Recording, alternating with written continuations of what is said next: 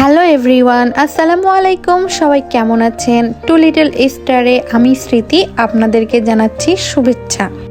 সানি ডেতে সবাই বাহিরে বসে বসে আড্ডা দিচ্ছে, আর আমরাও বাচ্চাদের নিয়ে ঘুরতে বেরিয়েছিলাম।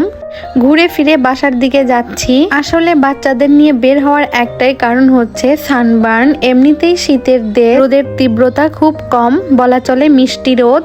সূর্যের আলো থেকে একটুখানি ভিটামিন ডি পাওয়ার আশায় আর কি বাহিরে আসা। আর আমার বাচ্চাদের বাহিরে নিয়ে আসা মানে বিপদ। ওরা বাহিরে আসলে আর বাসায় যেতে চায় না। শুধু আমরাই না, সব মায়েরাই এই সময় বাচ্চাদেরকে বাহিরে বের করে। যাই হোক, চাই গিয়ে রেস্ট নিয়ে রান্না বসাইলাম।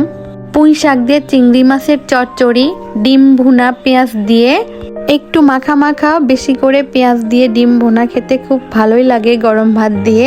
আর একটুখানি চিকেন কষা।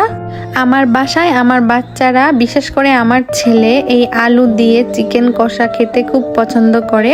মাংসের আলু ওর খুব পছন্দ, তাই আমি প্রত্যেকবারই মাংস রান্না করলে আলু দেই। আর এদিকে আমার মেয়ে কখন লবণ কিচেন থেকে এনে খেলা করছে জানি না। তো যাই হোক, এই ছিল আজকের ব্লগ। সবাই ভালো থাকবেন।